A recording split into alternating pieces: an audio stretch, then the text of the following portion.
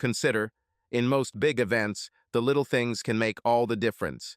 In 1986, the Space Shuttle Challenger was lost due to a cheap O-ring that probably only cost a few dollars. It resulted in the deaths of 7 people and the loss of hundreds of millions of dollars. Consider, it is often mentioned that a blood clot, sometimes so small that it can only be seen under a microscope, can kill a person. Blood flow to a critical part of the brain is blocked and life is lost to a microscopic piece of sticky cells.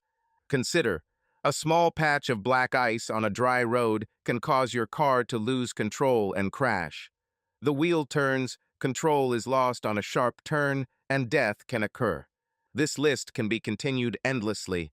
Some little thing, often even invisible, can ruin a big undertaking. But consider, can we call marriage a great endeavor? I believe we can. I consider my marriage a great endeavor. I have been married for over 8 years to a wonderful woman named April. We have 2 wonderful boys, Chris and Charles. Chris goes by my name, Chris Jr. Charles is named after my father. We live in a nice house, with enough space for a growing family. I don't have a college degree, but I have a good job as a master mechanic. My talents and skills provide for us. I work long hours, but the money makes it worth it. I have always considered my marriage to be the most important moment in my life. I worked hard to provide for my family. I considered it a big undertaking and took it seriously. What ruined my marriage was a small thing. In my case, it was a small blood vessel in the brain that was too close to another vessel, and sometimes, under certain conditions, the vessel would swell and touch the other. The result was a migraine. On that fateful day, I had a classic migraine. The light was painful, the sounds were intensifying, and the smells were disgusting. It started suddenly and without warning. Just a blinding pain that took me by surprise. I immediately understood what it was. The problem was that I didn't have my Imitrex inhaler with me, so I couldn't stop or relieve the pain. The pills I carried with me were not as effective as the inhaler and took time to reduce the pain to an acceptable level. I couldn't work anyway. I walked into my boss and told him the bad news. He panicked at my condition and called his secretary. Take him home. Hell, it's almost time for work to end, so he doesn't have to worry about the clock. Just mark his departure and bring me his card. And don't let him drive, for God's sake. Go now. Penny helped me up, and she and my boss carefully led me out the door and down the hallway to the exit. Penny led me outside and helped me lean against the wall while she walked to get her car. I couldn't stand the light, so I kept my eyes closed and my hands grabbed temples, squeezing them as hard as possible to block the pain. Once I was in the car, I leaned back in the seat and tried to block everything out. The pain was severe and getting worse. I was almost blind. The light forced me to close my eyes tightly. The sounds were just a deep buzzing in my head, and the smell was disgusting, causing a gag reflex. Since Penny knew where I lived, I didn't have to say or do anything while she drove. It seemed like an eternity, but eventually she stopped the car, walked around it, opened my door, and pulled me out. I went, following her. It was all I could do. Penny led me inside and helped me to the kitchen where I told her to open the refrigerator and get out the injector. She found it, placed it in my hand, and supported me as I inserted it into my nose and pressed the plunger. I inhaled at the same time, drawing the aerosol into my lungs and quickly into my bloodstream. I asked her to take me to the living room next to the kitchen and help me lie down on the sofa. I asked her to close all the blinds and turn off the lights. She did this, waited a few minutes until I said I was already feeling relief, and left. I thanked her for bringing me home and enjoyed the silence when she left. I must have fallen asleep quickly once the pain started to subside because I woke up later to the sound of voices. The room was very dark, so I knew it was late. As soon as I remembered where I was, I immediately noticed that the pain went away. I felt like I had been beaten around the neck and shoulders, but that was just the remnants of a migraine. I sat up slowly and waited a couple of seconds to make sure the pain wasn't just lurking, ready to strike again. She passed. God bless. I sat in the dark, recognizing the voice of my wife April and her friend Robin from next door. I guess they didn't know I was there because it was dark and the lights were still off. Maybe April just let me sleep in, suspecting that I might come home early. But no, my car was not in the parking lot. She probably didn't even know I was here. Maybe I'll just surprise them both. I stood up, ready to sneak to the door, and then suddenly appear as I began to listen to their words. Well, April, how was it? As good as before? Tell me all the details, girl. It was great. I felt like I was in heaven. He was even better this time than before. God, it was almost dizzying. It was the best sex of my life. Even better than with Chris, better than with your husband. Hell yes, I love Chris to death, but he never made me feel like that. Never. Of course, I never allowed him to do such things to me. He would have thought that I was a real woman of easy virtue if I had allowed it. But Carl probably thinks you are. Of course, but I am his, and I like it. God, I can't wait for next time. Aren't you afraid that Chris will find out? What will he do? Have you thought about this? You're risking a lot, you know. Chris will never know. And even if he finds out, so what? He won't do anything. He is kind and will forgive me. He will never divorce me and risk losing his children. He loves these kids, and he knows I'll take them away from him in a heartbeat. All I need is a ruthless lawyer, and he will be destroyed. That's not like you, April. I've never heard you talk about Chris like that. How can you say you love him when you say things like that? You're scaring me, girl. I think you're making a huge mistake. I really think so. I love Chris. I really do. But I don't want to stop what I have with Carl. I want both. I want the sex I get with Carl and the love I get from Chris. I need both, and I won't give it up. I've heard enough. My migraine went away, but the pain in my heart was much worse. The pain was so severe that my stomach tightened and I was suffocating. I heard a ringing in my ears and the blood was pounding in my head. I was afraid I was going to have a heart attack and held on to the door frame until I felt my body begin to return to some degree of normality. I still didn't let them know I was there, but as my self-control returned, the anger inside me increased until I felt ready to explode. I straightened up, raised my head, and entered the kitchen, turning on the light. There was a sudden silence when Robin saw me first. She looked up, stopped talking, and her eyes widened and her mouth opened in shock, forming the letter O. Her hand flew to her mouth, and she quietly whispered, "Oh God." April turned to see what she was looking at and saw me standing there. Her face changed from satisfied to surprised, then to scared, and finally to angry. All this in one moment. She pushed back her chair and stood up, turning to face me. "How much have you heard? Why the hell were you hiding there and spying on me?" I just looked at her without saying a word. My eyes moved to Robin, who immediately stood up and said, "I have to go. Pete and I will look after the boys unless you come get them. I'll call you later." With these words, she almost ran out the side door. I watched her leave without saying a word. When she left, I looked at April again, thinking that this woman was the one I had loved without a doubt for the last 8 years of my life. 8 years that were the happiest of my life. I expected that we would be together for the rest of our lives, but now that expectation was shattered. There will be no eternity for us. We won't grow old together. April killed it tonight. Where are the boys? What did you do with them while you were with your lover? Did you take care of them, or were you having too much fun with another man to leave them alone? Now I am calm and cold. The pain was still there, a deep, cutting pain. It will be a long time before this pain subsides. There will be days and days of pain so intense that it will strain all my strength. April's face was contorted with rage, making her beauty an ugly mask. Perhaps this mask was the real April. Perhaps this was the April I never saw but was always inside. She challenged me. "The boys are at Carly's. Robin and I were out shopping and Pete was looking after them.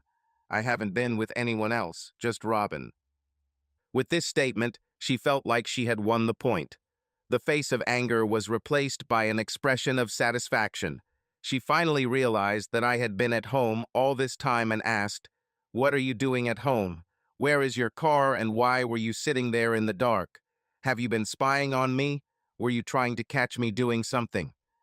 I came home early with a bad migraine. George asked Penny to take me home because I couldn't stand the light. I took Imitrex and fell asleep.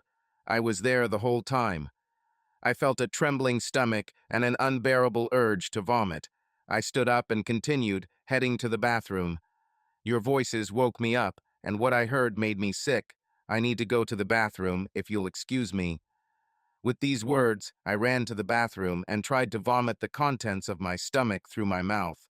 It wasn't successful, but my body was definitely trying. I sat on the bathroom floor, pressing my face against the cold porcelain as my body gradually calmed down. My stomach finally stopped rebelling and my breathing returned to normal. The sweat dried on my face as the urge to gag disappeared. I sat there for a few more minutes before getting up, splashing water on my face and using some more mouthwash. When the shaking stopped and I felt some control, I returned to the kitchen where April was sitting, looking out the window. I'll go get the boys. I'll put them away tonight. I walked past her and out the door, heading towards the Anderson house. Pete and Robin Anderson were our neighbors and best friends. We often spent evenings on each other's terraces, talking and sharing drinks. Good friends, I thought. I wonder what Pete knew. I should have asked. I walked up the steps to their back door, knocked once, and entered. Robin sat in the kitchen with a cup of coffee in front of her, talking to her husband. It looks like she told him everything. He looked at me with an expression of pity on his face. Robin just looked scared. I came to pick up the boys. Are they ready to go home? I was already moving past Pete into the living room, where I assumed the children were playing with Carly, their teenage daughter. I saw them working on a puzzle under Carly's supervision. She smiled at me as I entered the room and stood up. Hello, Mr. Phillips. Have you come for them? At my nod, she said, I'll get their jackets. I stood watching them, and a feeling of sadness came over me. Such scenes were victims of infidelity, as I imagined. All the little everyday pleasures that make up a family are forever changed. Broken because of the incomprehensible selfishness of one of the adults. Broken beyond recognition in most cases. This seemed like one of those. Thank you, Carly. I'll be in the kitchen when they're ready. I returned to the kitchen, where they continued to sit Pete and Robin. I looked at Robin and then at Pete. You both knew? Did you know she cheated on me?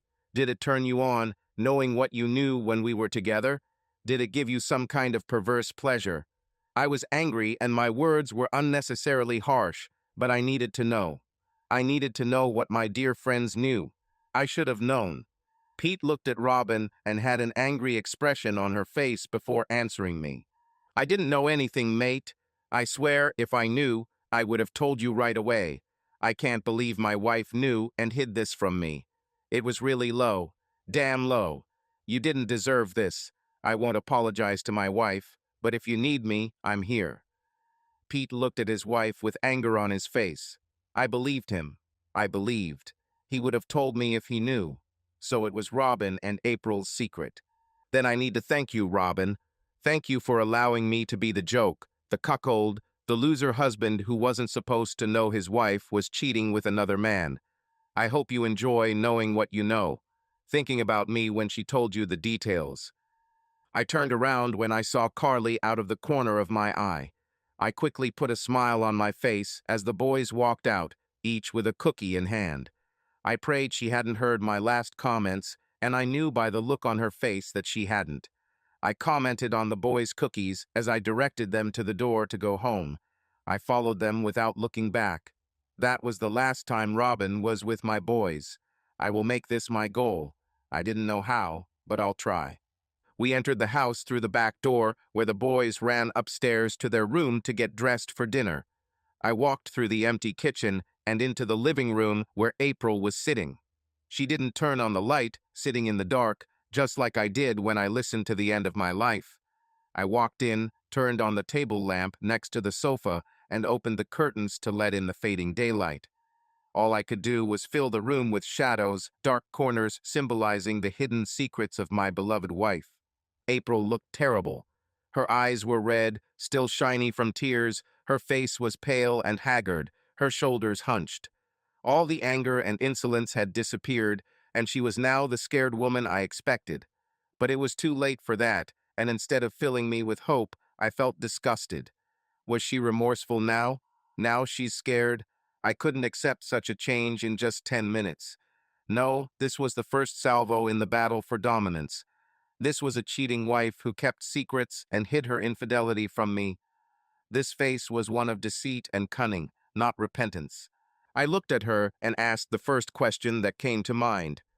Who is he? What does he have that I don't? She just looked at me without answering until I was sure she wasn't going to say anything. I was about to turn to leave when she finally spoke. Who he is doesn't matter, and it has nothing to do with you.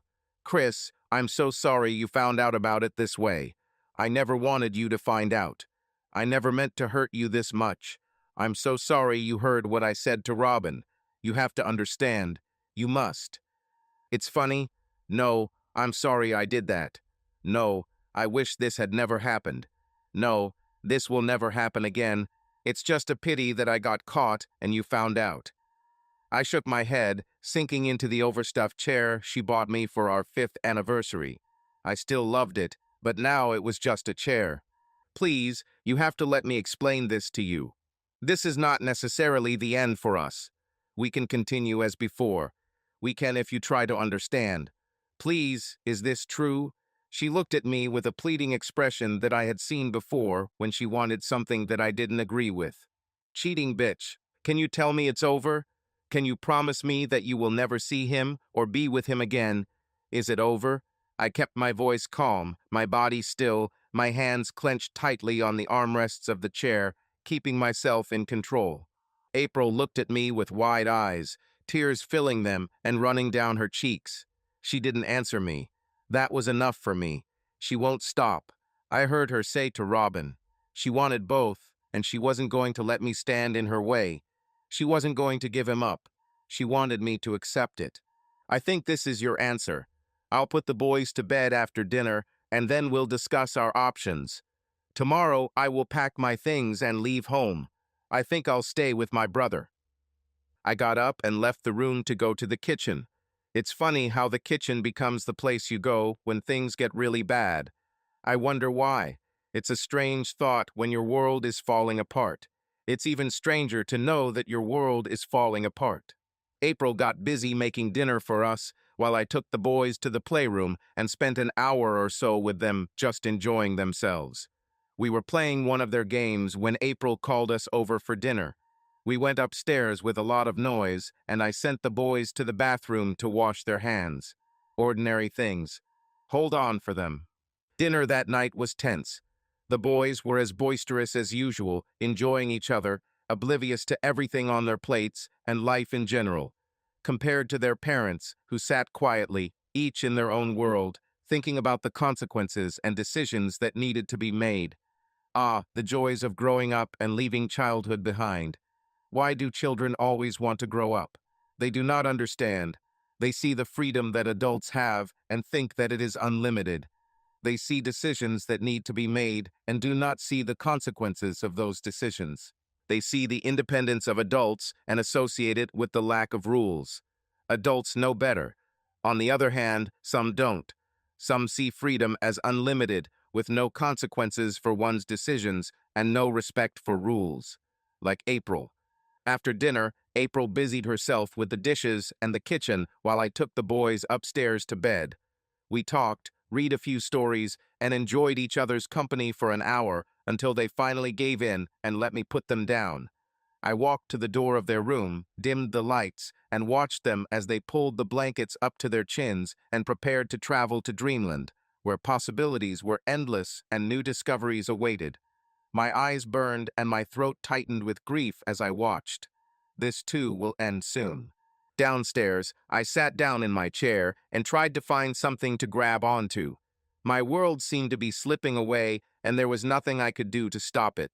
I loved April with all my heart, but I couldn't forget the words I heard as I stood in the dark and listened. These words, "He never made me feel this way," and "I him." No, There is no turning back. April came in and sat down. We need to talk. I know you're upset, but you have to understand. What I have with Carl is just sex and the excitement of new things. I know this will pass soon, but right now I can't stop seeing him. It's something that keeps me going and I can't give it up. But that didn't affect my feelings for you. I love you, not him. He's a distraction, nothing more. This will end soon, and we can go back to the way things were. You just have to let it happen. The words flowed, but I could not understand what she was saying. I can't refuse this. I can't stop seeing him. Should you let this happen? Has she gone crazy, or was she just delusional? Either way, this must stop. Now, I'm sorry, but you don't seem to understand. We are no more. There is only you and him. That's all there is now. We're done with you. All. End. There's nothing more to talk about, and I'll never understand. You should know this after 8 years of marriage to me. You cannot know me so little as to believe that I will accept your betrayal. But Chris, I love you. Is it true? You are the only man I have ever loved. I don't like Carl. I do not like it. Please try to understand. Give me this time. Please, for the sake of our marriage and our family, give me this time. Take as much time as you want. I'll contact the lawyer tomorrow and we'll split everything equally. I don't wish you harm like you did to me. I just want this to end. I was emotionally exhausted and just wanted to go to bed and forget for a while. My headache was gone, but the pain in my heart was real, and I just wanted to forget for a few hours. But I was not prepared for what happened next. Damn you, no divorce. I will fight you every step of the way and take everything you have. I will make sure that you do not get custody of the boys and will limit your visitation rights in every way possible. If you don't allow me this time to myself, it will cost you everything, and I will still have Carl. You can't stop me. You know it. I listened to this angry stream and realized that this marriage had ended a long time ago. This level of anger and disrespect does not happen overnight. It was planned and well thought out. She never cared about hurting me. If she was worried, she would never have started this in the first place. Instead, she expected me to find out, and instead of stopping her cheating, she decided to hurt me as much as possible. There was no love here, only greed and the desire to humiliate me. I looked at her, and the anger inside me grew. I knew my face showed her that she had gone too far. Her face, contorted by the venom of her words, changed from satisfaction to fear. My words became a whip. I'll just tell you one thing, April. When you corner a rat, it will turn towards you. She will fight to the death if you try to deny her a chance to escape. You should have remembered that before you backed me into a corner. But now you've done it, and you'll pay the price. Please, Chris, I don't want to do this, but I have no choice. I love you and will do anything to stop you from leaving. If you don't try to understand and accept this, I will fight you. You will have no choice but to give in and stay with me. I know you. You love me and the boys too much to leave. I know you, Chris. You will stay. Goodbye, April. Tell the boys I'll see them when I can. I'll grab a few things and leave. I'll pick up the rest later when we can agree on a time. I went upstairs and quickly packed a bag with things for a day or two. Nothing fancy, just my things from the bathroom, a couple pairs of underwear, and some jeans and socks. Not much after 8 years of marriage, just bitter memories now. But I had 2 wonderful sons, and that was all I cared about now. I went downstairs and saw April sitting in the kitchen by the door. She seemed about to try again. Chris, please don't do this. I beg you. Do not do that. Tell me you're done with him. Promise me you'll never see him again. Just say it, and maybe we have a chance. I can't. I just cannot. Please. I pushed her away. I felt the urge to hit her as hard as possible, but I knew that the anger inside would not be so easy to control, so I restrained myself. I'll come by in the evenings after work so the boys won't notice anything right away. I opened the door and left. The door slammed behind me as I threw my bag in the trunk and got into my car. I backed out of the garage and left. On the way, I pulled out my cell phone and called my brother Clyde. He lived about 10 miles away in a small village. He lived alone since his wife ran away with his friend 2 years ago, and Clyde didn't know where she was. He didn't care, but he was too lazy to do anything about it. They never divorced, but Clyde didn't let that stop him. Now he often drinks with friends. He and I argued about this several times, but Clyde wasn't going to stop. I have to admit that he was rarely drunk, just slightly tipsy most of the time. I think he was trying to bury the memories. But that was just my opinion. He answered, heard that I was asking for a place to stay, and said that I could feel at home. He'll be back later. Don't worry. So I went to his place, took the key from under the flower pot on the porch, and went in. As always, it looked as if no one lived here. Clyde was many things, but he wasn't dirty. In truth, he was compulsively neat. He's always been like this. Now that was comforting. Everything remained the same. Only my life was ruined. I looked in the refrigerator, found a few bottles of beer, and, as he suggested, made myself at home. When he returned, I was in high spirits.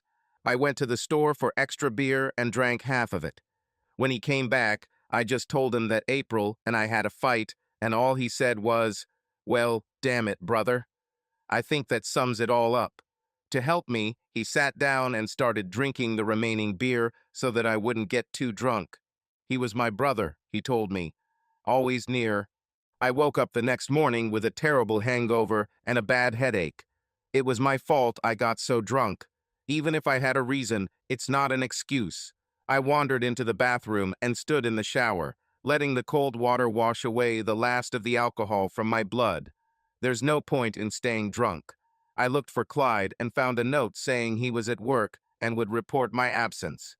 Not surprising since we had to work this Saturday. Clyde and I worked for the same company that rents heavy construction equipment to most major contractors.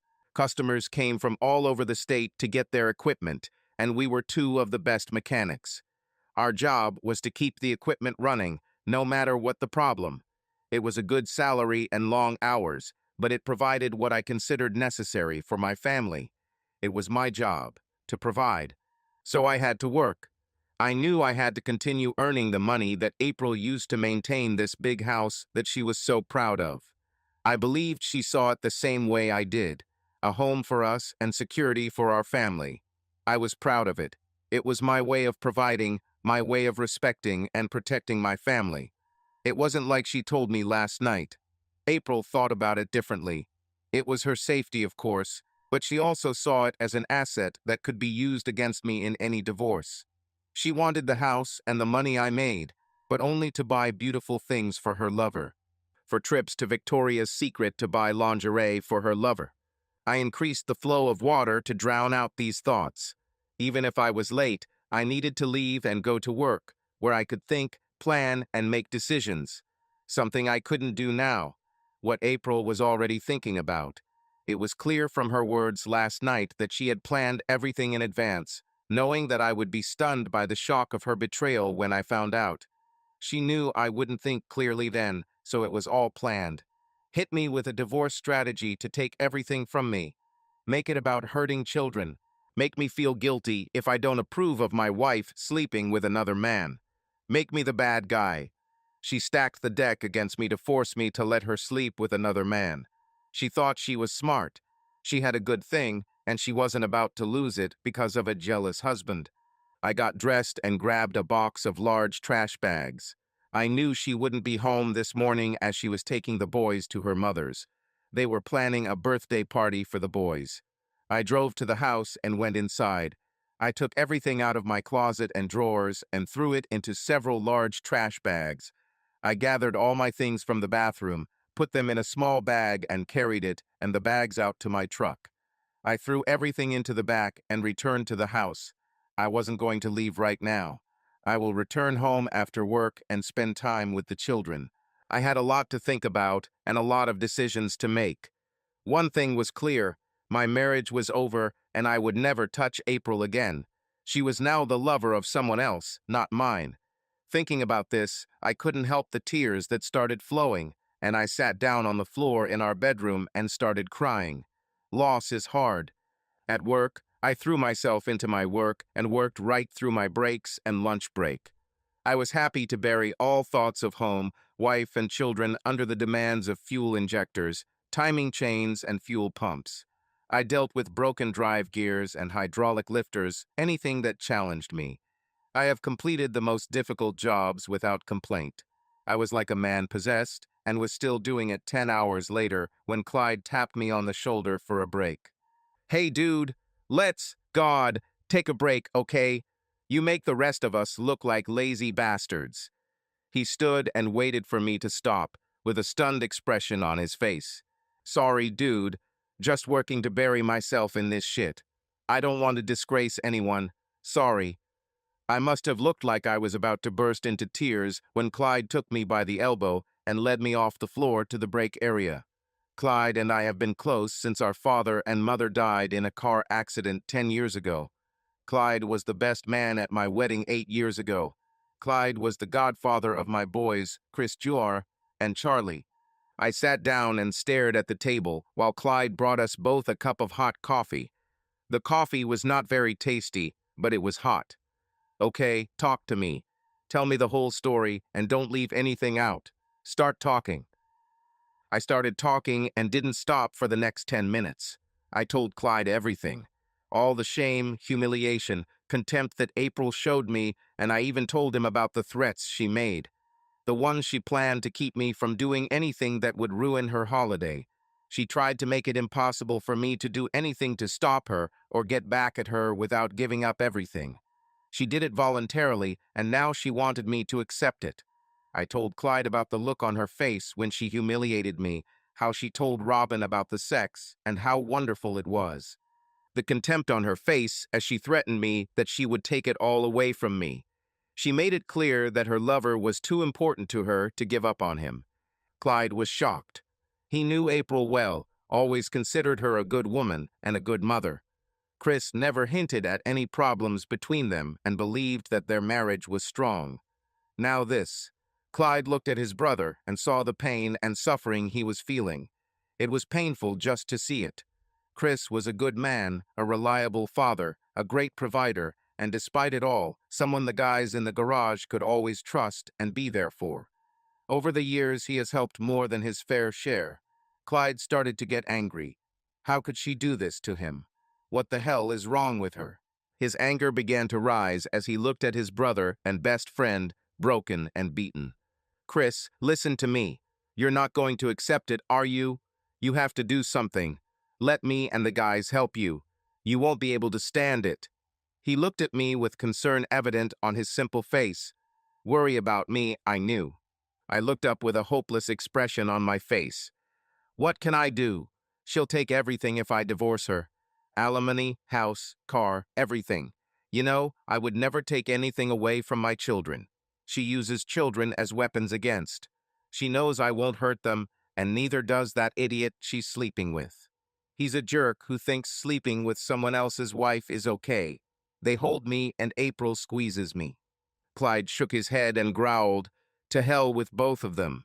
You know, I loved April like my sister, but now she's made her bed and she's going to have to lie in her shit.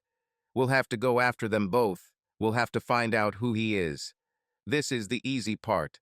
Let me make a couple of calls. Then we can talk." I just shrugged. Okay, but I don't know what you think I can do. She won't tell me anything about him. So what? We will find him, and he will die like anyone else. And you know you can never get April back, right? What she did makes it impossible. She will never respect you again. No way, dude. She's another man's mistress now. I was surprised for a second, but then a slight smile appeared. You are right. She is no longer my loving wife. Last night, I learned how quickly love can turn to hate, and my hatred for her today is stronger than my love for her last night. She took it from me and turned it into something that could hurt her. I told her that. We talked some more, finished work without overtime, and went to a small bar near work. None of us planned to get drunk. This was a business and plans had to be made. Clyde called a few more people, and we sat down at the table and started making plans. I was amazed at the support I received from these friends of mine. They didn't ask any questions, they just wanted to know how they could help. I thought this was the kind of devotion I felt towards my wife, but that was a lie. Together, we thought through and developed an actionable plan. At 7 p.m. that same day, I turned into my driveway and entered my house. Funny, I thought as I entered. It was no longer a house, it was just a house.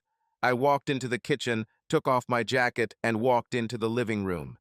There I saw April sitting in a chair watching Chris and Charlie, our 5-year-old twins, playing a video game. I stood there, forever imprinting this picture in my memory. It won't be like this anymore. I looked at April. She watched me while I looked at the children. There was a slight smile on her face, a smile that I now understand. This showed her contempt for me and her contempt for the whole wholesome scene. It was all a lie. A huge lie in which she is a liar. Now I could see and understand. I returned her glance, but not her smile. When I turned away, she looked down. I went into the kitchen and looked into the refrigerator. I grabbed what looked like leftover fried chicken and mashed potatoes and put them in the microwave to reheat. I wasn't hungry, but I needed something to do. I had planned to talk to the boys before they went to bed, but Clyde talked me out of it. I've had to put it on hold for now, but when I talk to them, it will be the first step in a battle that started in April. I will no doubt lose, but I will die fighting. I sat down with my plate and began to eat slowly. Nothing tastes good, but it was necessary to maintain strength. I had to be smart. I was about halfway through it when April came in and sat down across from me. I glanced at her, but returned to my plate and continued to eat methodically, chewing slowly. I said nothing. I had nothing to say to her yet. Are you calmer after last night? Can we talk like civilized adults now? I looked at her in surprise. Civilized adults? What about a cheating woman and her cuckold husband? It was more realistic. Instead, I decided not to say anything. Aren't you going to talk to me now? Are you going to act like a child and remain silent? I had a better opinion of you than of this Chris. Now we need to think about the children. Am I really their father? Now I wonder. Maybe for me should check this with some tests. Nothing more. No anger, just a simple statement. April's face darkened with anger, and she was about to say something when I simply said, "Watch out, April. Children will hear you if you start screaming. Do you remember about children? The ones you accused me of forgetting last night when I got angry? Well, now you need to remember. You have to think about what you've done to their world. You didn't just sleep with another man, you destroyed this family. Think about it, April." April stopped, lowered her voice, and hissed, "You don't seem to have thought much about what I said last night. I expect you to overcome this and get back to your normal life. Nothing will change here at home. I still love you, and you are my husband. That hasn't changed. Neither you nor the children will be deprived of anything. I will keep my affairs a secret, and only when they are at school and not around. You won't lose anything, as I will always be here for you." I didn't answer or react. I just kept eating, chewing slowly and methodically. My face remained impassive, without emotion. My eyes were empty as I looked at her. While I was doing this, I didn't feel anything inside. Interestingly, my words meant nothing, but my eyes told her everything. It started to slowly sink into April as she sat there. For the first time, I saw a glimmer of fear on her face. "What are you going to do? Are you going to make my life difficult? I was hoping that you loved me enough to allow me this time to myself. I told you last night that he doesn't take anything away from you and that I will always be here for you. Why can't you understand this?" April was getting emotional while I just stared at her, slowly chewing my food. Finally, I swallowed and said, "I think you should wait to have this conversation until the kids go to bed. I listened to you last night when you said everything you wanted. I didn't like it, but I listened. I behaved badly after that, and I apologize for that. I should have stayed. Sorry for leaving like that.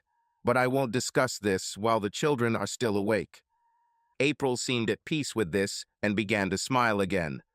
"Thanks for this. I accept your apologies.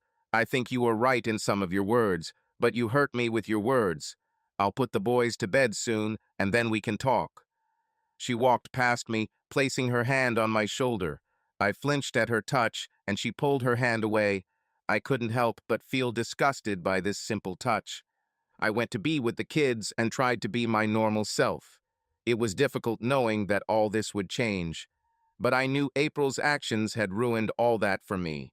Maybe I should have just been a good cuckold and accepted her terms. Wait until she's done with the other man. After all, she said that she still loves me and wants to remain my wife. But I knew I couldn't do it. Never again. After 9 p.m., April returned to the living room where I was sitting. She sighed, sat down in her chair, and smiled. I put them to bed and they sleep. They become almost too big to put to bed. They say they're falling asleep, but I know they turn on the light after I leave so they can read. They are good boys. I looked at her and nodded. They are good kids. It's a shame it will be so hard for them, but I don't know how to relieve them of the pain they have to endure. What do you mean? I thought you realized that you don't need to do anything. Just give me this time to myself, and then we can go back to the way things were. Just be patient. I told you this would end soon. You won't lose anything. I love you so much and want to remain your wife. It's just something I have to do. Nothing more. I looked at this woman who had been my wife for the past 8 years. I married her because I couldn't imagine my life without her. We had 2 beautiful children and a good marriage until last night. Now everything had changed, and she couldn't understand why I thought it had to change. Well, I wasn't going to discuss much tonight, but I had to clear things up. April, I listened to you last night. You made your point. You said that you love me and want to be my wife. You say he doesn't take anything away from me. You won't tell me who he is because it's none of my business. And you told me what would happen if I filed for divorce. You said very clearly that you would take everything from me without regret. You threatened to take everything from me, including my boys. You made it very clear. April listened, but there was an expression of anger on her face. She didn't like my presentation of her words, even though they were true. It sounded different when I said it, but she saw the truth in what I said.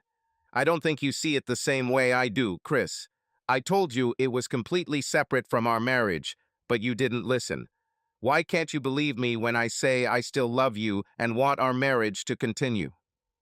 What I heard from you last night, April, was contempt.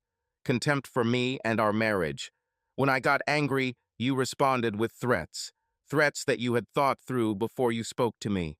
Contempt for me, for everything I did for us all these years. You humiliated me, insulted me, threatened me, and blamed me for things I didn't understand.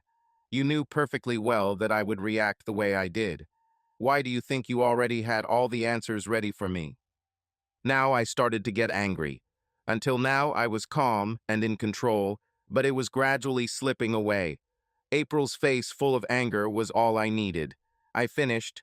One thing you forgot last night, April, when you made your threats and backed me into a corner you thought I couldn't get out of. I told you then, and I will remind you now.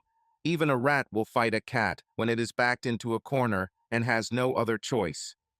With this comment, I stood up and began to leave. When I reached the kitchen door where April was sitting, I stopped. I will be staying somewhere else at night for a while.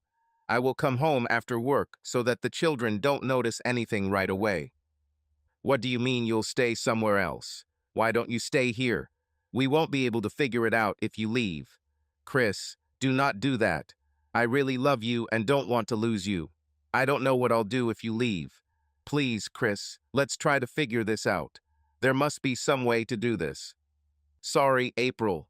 The only thing I know now is that I don't love you anymore. You have successfully committed your betrayal and killed all the love I felt for you last night. This is the only thing I know for sure. I don't know what I'll do next, but I know this. There's no turning back now. Chris, what about your vows to love and cherish me? Can you refuse this? You can. I also remember your promises to me. You promised to give up all others on our wedding day, but you did not keep this promise. You promised to love only me, but you gave what belonged to us to him. I provided for you, loved you, honored our marriage vows, and gave you everything I had. This turned out to be not enough. You gave what was mine to someone else. You gave it away and destroyed my love in the process. So yes, I can give this up. You destroyed it and left it in tatters. I can and will leave, just not right away. I left and went to Clyde. He agreed to let me stay as long as necessary. I needed time to finish what we started. Soon it will all be over, and I will start my new life.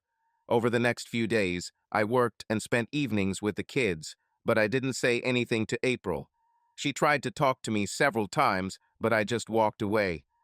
On one occasion, she screamed at me, but I just took the keys and left without a word. At work, during a break, one of the guys came in and told Clyde that everything was in place, and they should have something within a few days. All we could do was wait. Just be patient. Nothing changed until the next week. I came home every evening to an increasingly nervous April. The kids didn't seem to notice anything unusual, but Charlie asked if I was working anymore. When I asked what he meant, he said that he only saw Dad for a short time in the evenings. I assured him that we would do something this weekend. Charlie seemed to accept this, and the little crisis was over. April kept asking me questions, but now I just ignored her and left as soon as she put the kids to bed. When she came down, I was no longer there. At the end of the week, Clyde walked into the break room and sat down. He handed me a folder. I looked at him questioningly, but he just shook his head. I opened the folder and read the short report. It was 2 sheets of paper with one name on the top of each page. Carl Cummings, that's his name, and he's a junior attorney in the firm of Lincoln, Rice, and Holmes, lawyers. He was 24 years old, almost 10 years younger than me, and he was single. His wife divorced him more than 2 years ago, and he was rumored to have money. He lived in a condominium, and April had been there twice this week. She arrived early in the morning and stayed there for an hour or longer each time. So now I had a name and address. Now I knew who this man was and something about him. What I didn't know was what April saw in him that she didn't see in me. What did he have that was worth destroying our marriage? But this is no longer my problem. This would have happened if she had come to me earlier and told me about the betrayal, but not as a fact that I should accept without question. Okay, so what now? What do I need to do to put this into action? I looked to Clyde for advice. Clyde seemed to be the one in charge, although that was my problem. I was lucky to have friends and a brother like Clyde. It turns out that being a good guy and working hard at my job was enough for my true friends, and I need them now more than ever. It's already started. The first lesson will be given this evening. I'll call you at home when everything is done. Just keep your phone with you. As soon as I call, you can tell her and put an end to this crap. Fine. Knowing that everything had already been done, I did not feel any satisfaction. This is not the way I wanted to solve this problem, but April and her lover had me cornered, and now I fought the only way I knew how. I wasn't a lawyer or a doctor or anyone who could come up with a complicated plan. I was a mechanic, a man who worked hard with his hands, a man who did everything he could for his family the only way he knew how. Hard, honest work. Proud of his ability to provide for those he loved. And I loved April with all my heart. But my wife was not satisfied with this. Well, my plan suited my world, and she would soon understand it. I came home as usual and sat down with my family for dinner as if nothing was wrong. April chatted with the kids, and I answered questions and even started some discussions. I was nervous but determined. After dinner, I spent time with the kids, playing video games and helping with homework. An ordinary husband and father. April finished washing the dishes and joined us, seeming more relaxed as I looked more like myself. She began to think that everything would be fine. While Chris was playing video games with the boys, Carl Cummings had just left his office building and was heading to his car to go to his apartment on the other side of town. He thought to himself what April was like the last time she was with him. When he asked her what happened after they showered, she said her husband found out. He was shocked, but she said not to worry. Strange, he thought. Best sex for him, so he didn't care. As he passed the alley on his way to the parking lot, a couple of masked men met him and made it very clear to him what to do about his relationship with April. His injuries were not life-threatening, but the hospital admitted him to the general ward. He was told that she would probably call him there, and he knew exactly what he had to say. He remembered the words clearly. "I'm sorry, Mrs. Phillips. It was my mistake, and I'm sorry. I will never see or speak to you again. I will have no contact with you or your children. I'm sorry I ever met you. Goodbye." Carl leaned back on the pillow and waited for her call. He repeated the words over and over in his head so he wouldn't forget. They told him they would find out and he would pay the price. He repeated them in his mind over and over again to make sure. He told himself that he would never get involved with a married woman again, no matter who she was or where she was. My cell phone rang just after 8 p.m. while I was playing with the twins, and I excused myself to answer it in the other room. I opened the phone when I saw Clyde's number on the display. I listened to the simple message, "Everything is done. First lesson taught. He was admitted to Memorial Hospital."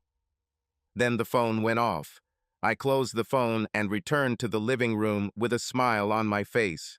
April noticed but didn't say anything. She smiled, however, thinking it was good news. Finally, April put the kids to bed and looked at me with a question. "I'll be here when you come back downstairs." She smiled widely and went upstairs to put the children to bed.